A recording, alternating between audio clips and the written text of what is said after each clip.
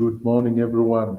Welcome once again to the Auram podcast, where we discuss everything regarding managing people well, or what we call managing winning teams. That's the best. That's actually the tag, managing winning teams. And I'm so glad that you could join us this day, this Saturday. We are so glad that you could join us. This podcast is hosted by Aurum Consultants, a human resource and risk advisory firm. I'm your host. My name is Tony Kuria, and I'm so glad you could join us. With me is a good friend of mine, and obviously my co-partner. First of all, let me start with her. Her name is Zipporah Kuria. Welcome, Zippy. Hello, hello. How are you, everyone? Thank you, Anthony. I'm glad to be here this morning. Yeah, Zippy is the managing director of Aurum Consultants, who are hosting this podcast. And with me is my very good friend, Mr. Kenjie Kirimi. He calls himself the lead, but I like calling him the CEO of Bawa Connect. Mr. Kenji, welcome to our podcast today. Yes, Bonatoni, thank you. I feel at home. I feel at home. Yes, I'm the team lead. I don't go with my CEO. I'm the team lead. Team lead. Yeah. Nowadays, the titles shift a bit. Coming to the 21st century, management, where things are being redefined in a different way. But I'm sure, Kenji, some of the people you deal with will come and say, don't give me those titles. You are the CEO, Chief Executive Officer. You don't care about the team lead, what. Anyway, it doesn't matter. As long as the functions are the same, they are True. what they are. And to our viewers and listeners, Kenji is a digital marketing consultant, and he's done a sterling job with us here at Aurum Consultants. He really helps us, even when we are on air. He is really the guy who helps us look good when we do these things. So we are so glad to have him joining us today. As you are aware, last week we had a very good program in the month of July, an issue regarding leadership, specifically leading from the front. And last week we had Dr. Olive Tindika, who joined us to discuss about leading from the front, and we were on fire. In fact, some of the things we discussed last week, we couldn't even finish. Some of the questions that came in were pretty hot, and we couldn't even finish deconstructing some of the points that our viewers were listening were asking, and we will bring some of them on the fore today. But now, let me start with Zippy. Part of what we discussed last week, we discussed about leadership in the context of the workplace. We also talked about what do you term as good leadership in the workplace. And then we also talked about, actually, we didn't talk about this, and probably this is something we'll discuss today. We wanted to talk about how do you build good and effective leaders in the workplace. And if you remember last week, we were told by Dr. Olive that good leadership is about influencing, and it begins by self leadership, then it goes to team leadership, then it goes to organizational leadership. So, Zippy, kindly tell us, if we could begin, what are the roles of a manager slash supervisor, a manager or a supervisor? Kindly let us begin the same from there. Thank you, Anthony. Wow, the roles of a supervisor or manager. I think one of the major roles of a supervisor or manager is to manage the team. By the time you become a supervisor or a manager, there has to be people who are working under you. And you must be in a position where you are able to manage the people you're working with, be able to guide them, be able to give them direction in terms of the direction the organization is going or the department. So one of the roles is being able to manage people. Of course, there is another role or many other roles a supervisor plays, and is to make sure they assign duties and responsibilities to their team members and make sure they do their work as expected. There is an element of holding people accountable and making sure people are accountable to what they've been asked to do. There's an element of you as a manager or a supervisor for a department being able to draw from the strategic plan and being able to bring it down to the level where the employees are and helping them understand that. There's an element of coaching and training as a supervisor. You need to be able to coach and train your people to be at the level you expect them to be or better. I always say if you want to know how successful you are as a leader or as a manager or as a supervisor, look at the team that you lead. If they are not doing too well, then it's a very clear indication as a manager you're probably not doing a very good job. And you need to ask yourself, what is it that I need to do to help my team? Or what is it that I need to do to develop my leadership skills? Because sometimes we are thrown into the deep end, we're given responsibilities, and we probably don't have the capacity. So you also need to build your capacity as a leader and know what is expected of me, what is required of me. As a leader, you can't be guessworking as your team members. You need to understand because people are looking up to you to deliver. People are looking up to you for direction. So if you don't understand the direction you're taking in the first place, then your whole team ends up becoming more confused. So if I was to discuss the roles of a supervisor or manager, there are many, but I would sum it up in those few words that you need to have those capabilities to be able to manage people well. Kenji, now if I could bring you, you're the team lead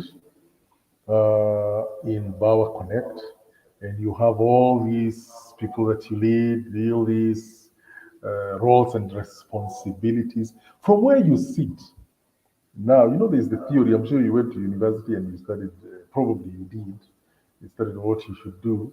But practically, where the rubber hits the road, what do you say is the role of a supervisor or manager in Bawa Connect?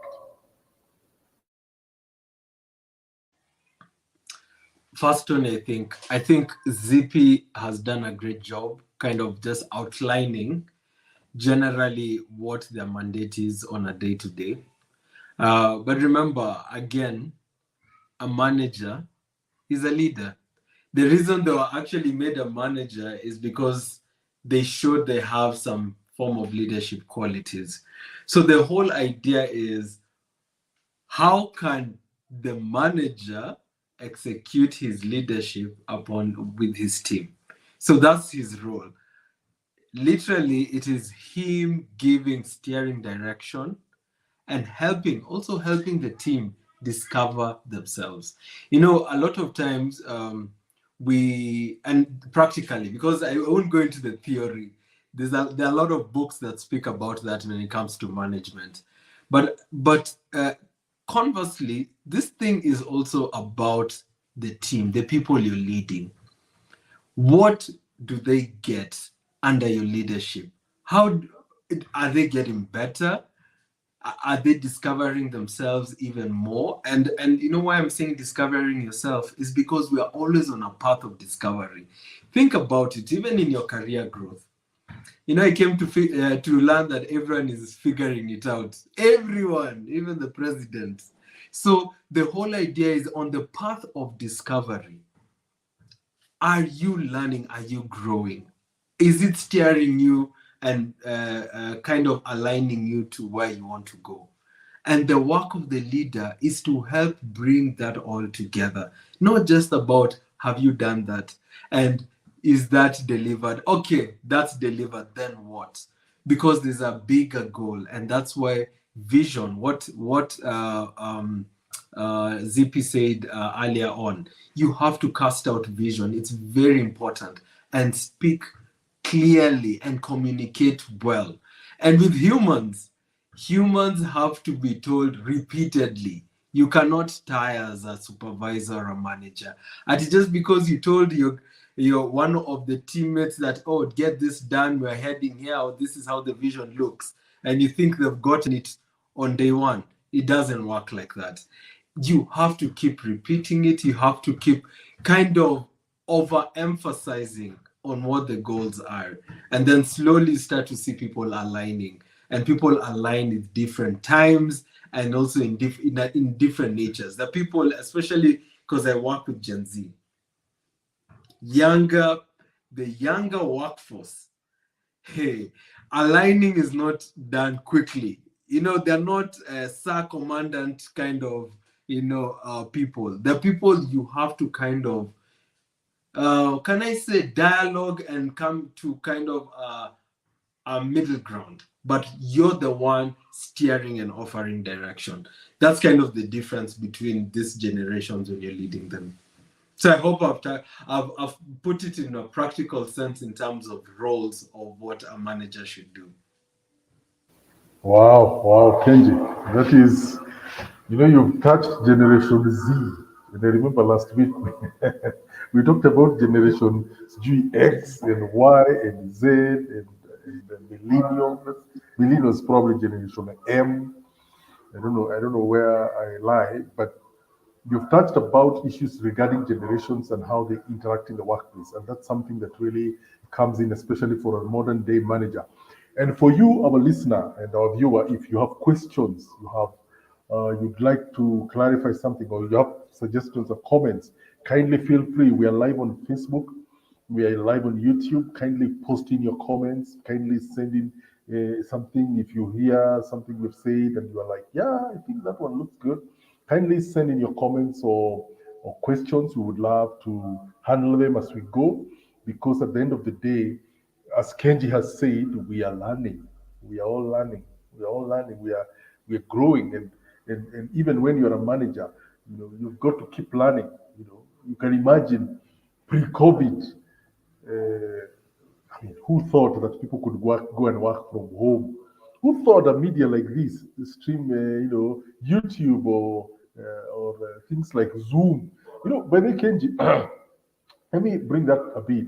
Before COVID, I did not know something called Zoom exists, or something called StreamYard. I only know the usual social media. There was WhatsApp. Yeah. You could call on WhatsApp. There was Instagram.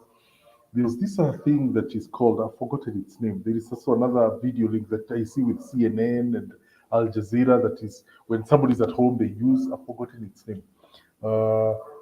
That was there, but I didn't know that Skype. someone like me, Skype, yes, Skype. Yes. I didn't know, I had heard of Skype, but Yeah. beyond Skype, I didn't know there is something like Zoom, something like StreamYard and others could work. And beyond that, I didn't know that people could actually go home with their work from home, deliver, interact the way we are doing. That meant learning. That meant even for the supervisor and the manager, you had to learn to manage remotely. You had to learn how to sit and connect your phone and all the Wi-Fi and manage groups and all those kind of things. But it did happen. We had to learn these things. We had to, as you say, Generation Z, the issues regarding managing people remotely. Now, if you bring the Henry Fayol's theory of command and control, then we have a problem. People had to adjust very quickly. So let me now bring in the second item that I had in my mind, that now you're a manager, you're a supervisor, you've managed this group of people. How do you manage their expectations? Kenji, they're at Bawa, Zippy, they're at our consultants. How do you manage their expectations? So, Zippy, probably let me throw this to you. How do you manage, is it employer or employee expectations? How do you manage them even as you grow your team, as you manage your team?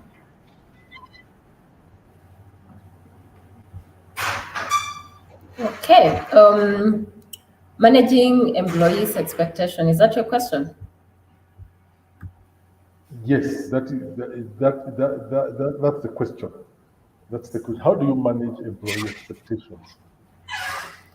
So I think the first thing to manage people's expectations is to be very clear of your own expectations, but also allow them to be able to define the expectations as well. I have found a lot of challenges when the assumptions, either from the manager or even from the employee. It's important for the expectations to be very clear. As you go along with work and as time progresses as an organization, sometimes you will find employees have expectations that are probably not said, but probably they are somewhere, they are talked about by employees on the grapevine, and it's probably not something that is brought to the management. I would say it's important for us to create avenues where employees are able to give their ideas, give their opinions, be able to say what it is that they need to say. But one of the major ways to manage employees' expectation is to be very clear. What is expected of them, what is expected of you as an employer or as a manager, so that there are no gray areas. Because expectations, again, like I'm saying, can be assumed. And when they are assumed, what happens? You start finding strained relationships. The employee is not happy because they are feeling probably as a manager, you're not doing one, two, three. On the other hand, as a manager, you're feeling your employee is not doing one, two, three, and the expectations have not been very clearly stated. So I would say define it very clearly and have a way of being able to check back and see, are we meeting these expectations that have been set? What is it that needs to be done if the expectations are not being done so that they can be met? Do we need to review these expectations that we are both having on one another? Because expectations is not one way. And I think it's important even for employees who might be listening to us to understand it's not just them who have expectations to the employer. When I look at an employee from an employee's perspective, they will have expectation to have a conducive work environment. They will have an expectation to be paid their salary on time. They have an expectation, to be given different benefits and all that. But on the other hand, we also need to understand the employer has expectations. And what are those expectations? So that it's not a one-way relationship. This is a two-way relationship that is a mutual relationship that has mutual benefits. And all of us have to benefit from the relationship. If one party is not benefiting, then you start finding there's a very strange relationship that becomes a challenge to manage. So again, defining the expectation, finding a way to monitor those expectations, whether they are being met, and if they're not being met, then how do we rectify when those expectations are not met?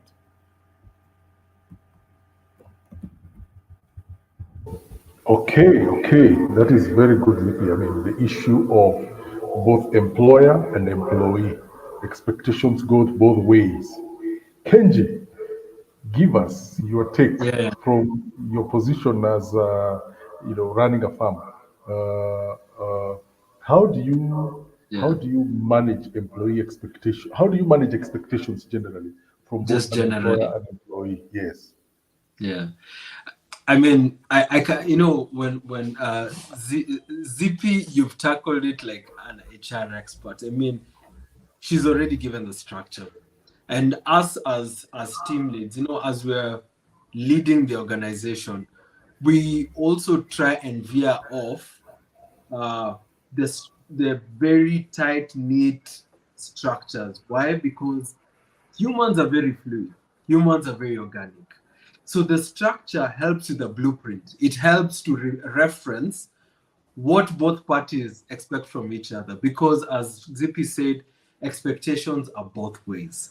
However, because we keep evolving, and sometimes the things that I wanted yesterday might not be the same things I want today, it's important to break the structure, especially from the leadership point of view, not from the HR point of view, from the lead, because HR brings in the system so that we have a conducive environment to transact between employer and employee, so that we can build winning teams.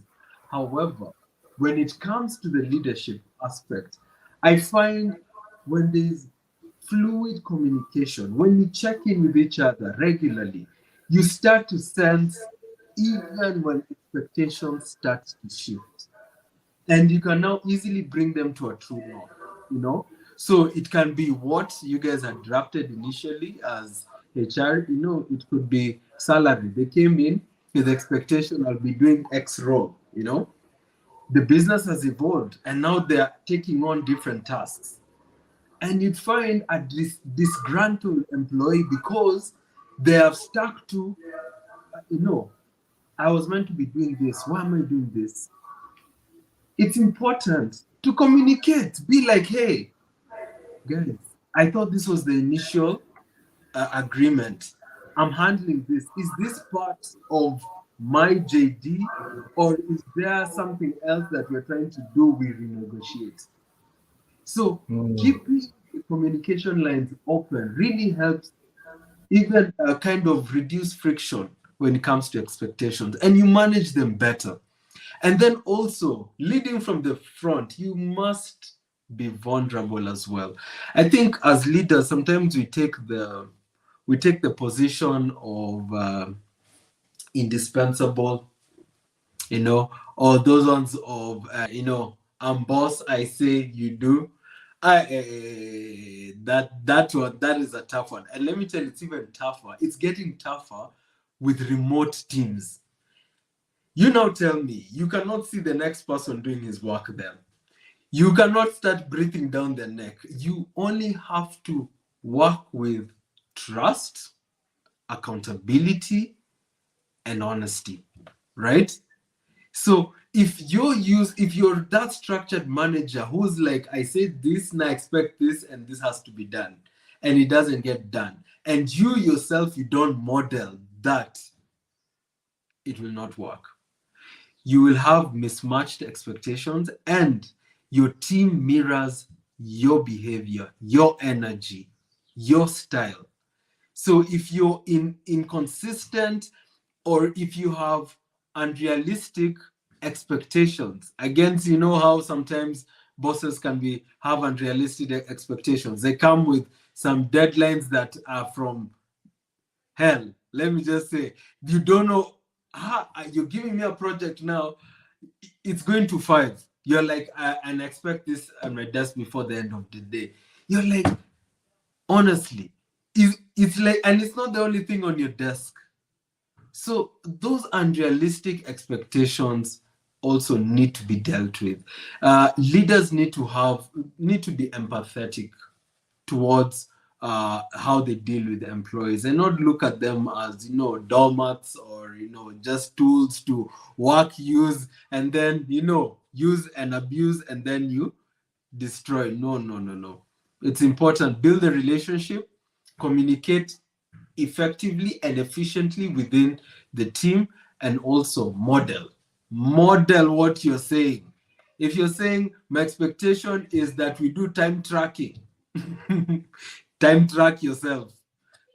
Start with yourself. Do it and show people your consistency. And by there, with time, even they stop really.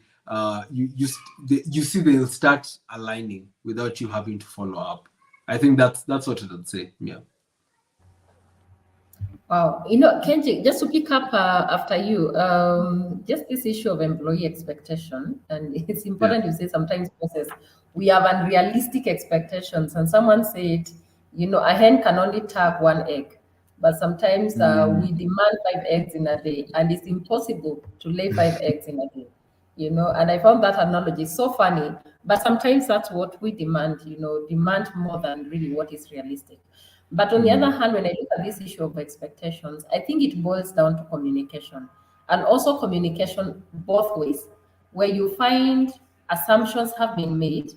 And because there's an assumption, this assumption leads to an expectation, and the expectation is not met, and we start feeling either party is being very unrealistic. So we need to go back and see, where is the ball getting dropped? Why are we having expectations that are not being dealt with, or they're not communicated, or they are not met? Now, I just want to tie this to a question that was asked last week by one of our viewers last week, asking Dr. Olive, how do we manage, difficult people at work, and which practical ways would you suggest, to handle such people? The truth is, at any workplace, you will find difficult people. You will meet that person who is not always willing to follow the lead down procedure. You will meet that boss who is always very difficult to please, and it becomes a challenge for you. But one of the things you need to understand when dealing with difficult people, and I face this all the time, and sometimes I deal with it well, sometimes I don't deal with it well, depending on where my emotional balance is. And you have to check yourself and say, I'm facing this difficult person, then how do I need to deal with this? I'm facing this difficult employee. Every time I give them a responsibility, they always come back with a story and they don't get the work done and they drag the team behind and becomes a challenge for me because my boss is looking at me and wondering why I'm not delivering. Yet I have a team member who is so difficult to work with. And one of the things I always say, if you're a manager and you have a difficult employee, number one, get to understand why are they always difficult? Why are they always, wanting to fight with you? Because if you get to understand that, then probably you will be able to deal with them better. Maybe you might not be able to understand them. If you have tried to handle it and it's not working, make sure you're also documenting the same. I've seen a lot of disciplinary cases coming to the HR office because of a difficult employee who is not cooperating, who is making work very difficult. So make sure you're documenting as a practical way to deal with this person in the event it gets to a level where it needs to become a disciplinary. The other thing is don't react. When someone is being difficult, don't overreact. Separate your emotions from the facts. Get to understand what are the facts, what are we dealing with, so that you are able to deal with this with from a practical perspective. You also need to be very clear of expectations. Again, what we are talking about. Sometimes difficult people is because expectations are not very clearly defined, and there's no way of holding this person accountable if those expectations are not clearly defined. Have those expectations clearly defined and have a way of monitoring, checking, and holding them accountable. Now, difficult people, you will always defeat them the moment you start putting them on the spot.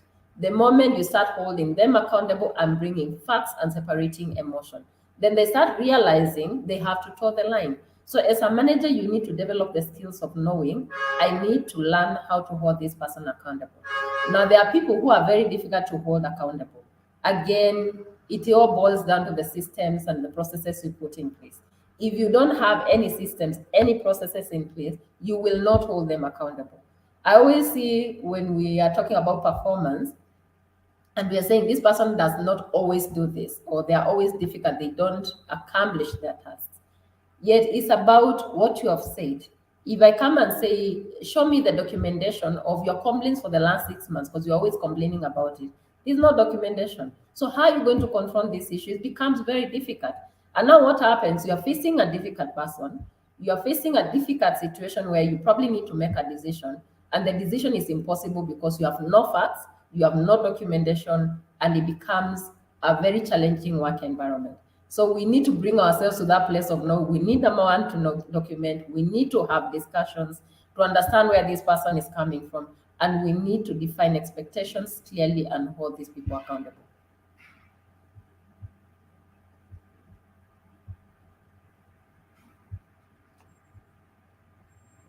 Wow, wow, wow. Today we are hearing gems.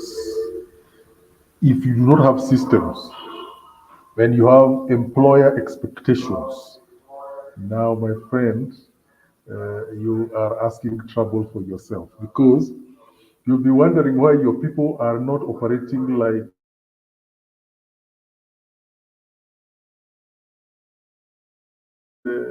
Zippy said the chickens only lay one egg a day.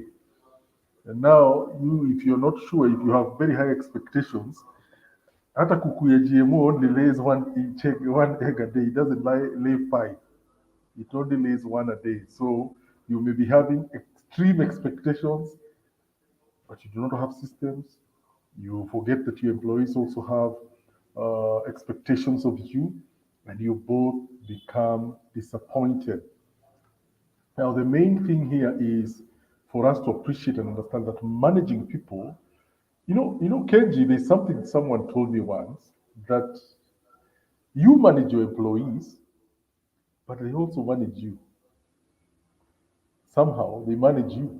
There's a way they will tell you what you need to hear, depending on your, the grade. If you have told them to come and tell you the truth as it is, they will also manage you because they will tell you, they are the ones who will be coming to tell you, boss, do you want to hear the good news or the bad news first?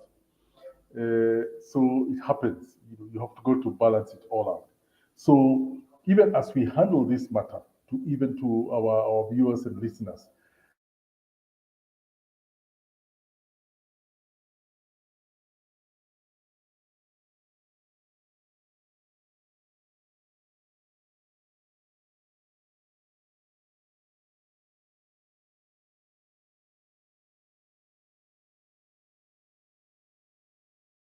put up a face and you'll come across as somebody who is artificial.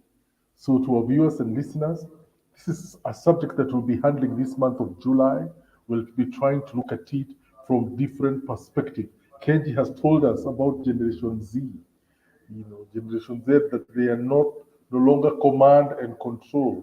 It's about managing them and coming to a middle ground and agreeing, okay, this is what I need you to do, and this is what you. And Kenji, this is also something that came up as we come to a close. I read somewhere, I think it was a McKinsey report, either McKinsey or something, that during this era of working from home, some companies have been known to use trackers. And the trackers is, okay, how many hours are you supposed to work? You're supposed to work, say, 40 or 45 hours a day. But every moment you're out of your computer, the tracker stops. The moment you come back, the tracker picks up again. And I wondered, how does that come about? From a HR perspective, I'm sure Zippy has an opinion. But very quickly, Kenji, from your perspective as a 21st century team lead, how do you think that would work in working remotely, even as we come from, as you lead, from the top, even as we come to a close? It sounds brutal, but it sounds brutal, but it comes with a job. It depends with the different kinds of jobs. If it's an input-output job that is costed per hour,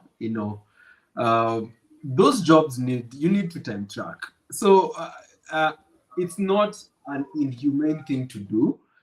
It's the way people now are getting paid, because it's a gig economy. For instance, if you're in customer service people are paid by the hour. So if in the States, and let me tell you, even the East are worst. So the West are better. The East, they track every movement. So for them, it's not just, and they have the technology, they have the artificial intelligence, they have the tools for tracking. So as you're saying, the minute you move out, it clocks out. Why? Because you're paid by the minute. Now, another thing to remember is if those input-output jobs are the ones running the economy, like for China, those are the ones running the economy. There are high productive manufacturing industrial economy. So you find that if you have a lot of time wastage, it's very costly for the business. So it's a way of managing costs for them, because then they can be able to be more efficient with the people. They don't have to hire a lot, because people, once they know they're being tracked, they put in their hours. They will put in their hours and they will see it to completion. But on the flip side, there's like now, for instance, our part now we are fully remote. We only time track for tasks, but not on your desk. So we really don't, it doesn't matter how many hours you sit on your desk, but when you're on that particular task, because we want to see what's the turnaround time to deliver on, if it's going to be a creative, what are you delivering on a video? How long does it take you to edit a micro content video? How long does it take you to stitch together maybe a 30-minute YouTube video? So that when you're looking at workload for the day, as you're saying, going back to expectations, you know that this guy can deliver one video, 2 pieces of micro content, and a creative post in a day. That's great. So when you're also progressing to get more accounts and you're trying to be more efficient, then now you can be able to allocate time. But you have to do it in a way that it's not really micromanaging, but more of creating efficiency for the business. So it also depends on how you tackle it. Yeah, and Tony, just to mention, with Gen Z, because I've seen there's a time I had this conversation about tracking with a young fellow, and for them they didn't take it very politely, and I really wanted to understand, because this is where I'm coming from, why we need to track. But I've realized for Gen Z, these people, they're not Gen Z. It's not that they're prideful. Manze, the world has opened up for these guys. Their future is bright. In the sense that the opportunities are so many. When they're coming to the table, they also want to know what is in it for them. Just not money, because they have big dreams. So you also have to kind of align. So this guy, the reason he didn't want to track is because he was working 3 jobs remotely. You get? So he's trying to be smart, because it was it's a full-time job, but it's like, full-time job, how will you know that it's a full-time? We're working remotely. I'll say, yes, I'm here full-time, but I'm doing my other things. So there are also ways they're trying to conceal some of the things that they're doing. But anyway, right now, Pia, with technology, they say the arm of the government is long. The arm of technology is longer. Wow, Kenji, mkono wa serikali. Wow, all right. Mkono wa teknolojia. So to our viewers, mkono wa teknolojia umefika. It's coming right to where you are. But as you run your business, as you are in a business, as you're either being managed or managed, I hope today's conversation is helping you see how much we need to learn to move into the 21st century with the new technologies, with the new generations that are coming in. But there are certain things that are timeless, issues regarding trust, issues regarding fidelity, issues regarding hard work and thrift, issues regarding uh, managing human beings as they run their things. And therefore, we've come to the end of our podcast today, and we really appreciate your taking time to log in. As I said, this month of July, we're discussing leadership. Leading from the front. How do you do it? How do you do it with Generation Z? How do you do it with Generation Y? How do you do it with the millennials? How do you do it and still be at the cutting edge? As Kenji has told us today, issues regarding now shifting the way you manage these generations as time go on. And therefore, to our viewers and listeners, we are glad that you could join us today. As we say here at Aurum, we help people manage winning teams, and we'd be glad for you to call on to us and tell us, hey, we would want you to come in and help us to manage our teams better. As HR consultants, our job is to help you build winning teams. And that means even training them, helping your staff in trainings to know what is it that they're supposed to do in order to be at the cutting edge of their jobs. If you as a manager, if you as an entrepreneur are wondering how we can build winning teams in the 21st century, would be happy, would be glad to come in and help train your teams in areas regarding performance management, issues regarding you want your supervisors or your managers to manage the teams well, things like HR for non-HR managers. That's something that we would be glad to do it, because here at Aram Consultants we are NITA certified to provide trainings, and would be glad to come in and train you and train your teams on certain cultural aspects that enables them to be winning teams. With that said, I'm glad to be happy that you would have joined us with us today. I'm thankful to Kenji. Ametoka backstage akakuja front stage to to discuss how he does his stuff, and Zippy too, being the lead consultant here at Aurum Consultant. We are glad that you could be able to join us. So with that said, we would wish you a wonderful weekend. This is actually, I'm told it's supposed to be a long weekend that's coming up, Monday being a holiday, Islamic holiday. So as you enjoy a weekend, remember to take care. Remember that leadership is done from the front. You don't lead from the back. Is your Volkswagen Beetle engine iko huko nyuma? This you have to be a proper engine and have the engine at the front and lead from the front. So having said that, enjoy your weekend and God bless you. See you next week.